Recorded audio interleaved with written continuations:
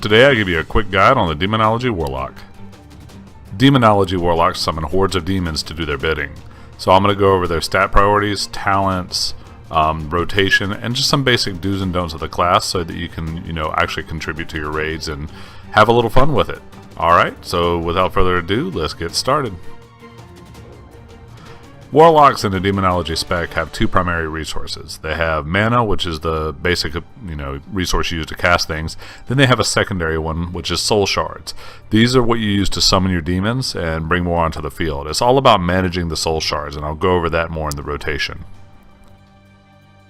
This is the talent setup I use. A couple of things to note is on tier 30, I use Impending Doom because I do have Kazak's Final Curse, the legendary belt that increases your Doom damage.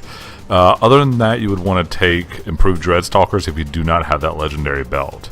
Also, for the second to last tier, tier 90, it is important to note Grimoire of Service requires more active involvement in your rotation. So if you want something a little easier to do, you can take Grimoire of Synergy. That gives you just a passive buff as opposed to having to summon an additional demon. Grimoire of Service does have a higher DPS throughput though, so I would take that. The base demon you always want to have out is Felguard. It's the highest DPS throughput for a single demon, so don't pull out like Go Imp or something like that. Next, let's look at the demon summoning priority list. It's Doomguard first, Grimoire of Service Felguard second, then Dreadstalkers, then Hand of Gul'dan. You want to pay special attention to Hand of Gul'dan though. You only want to drop it when you have 4 soul shards so that you can summon all 4 imps, because all of your damage will increase the more demons you have out. So if I boiled it down to a rotation, it would look like this.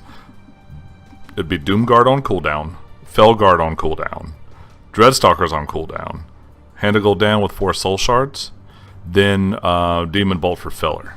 You want to try to cast your artifact ability when you have the most demons out. For instance, it's best when you have like a Doomguard, the Felguard, 4 imps, and 2 Dreadstalkers. It's freaking insane at that point. It'll hit like a Mack truck. As the fight goes on though, you're just going to have an organic sustaining amount of demons out, so you'll want to cast it on cooldown. But your first time that you cast it, you're going to want to wait until you have all the rotational demons out. Now this little note is very, very important. After you summon demons, you immediately want to cast Demonic Empowerment. What that does is makes the demons hit harder. So a lot of demonology locks are people just start playing locks, or like, well, why are you doing higher damage than me? Why is this? Why is that? Why is this, that, and the other? It's because they're not casting demonic empowerment every time they summon demons. It's a really quick cast. Just fill it in there. It doesn't burn a whole lot of mana. It's great.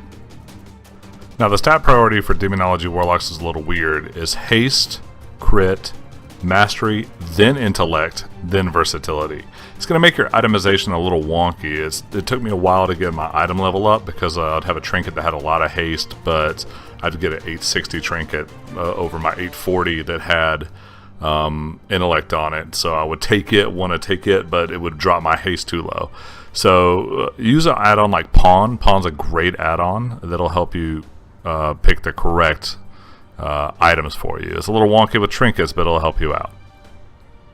I hope this guide was helpful to you. Please leave a like and subscribe. Peace out and have a good one.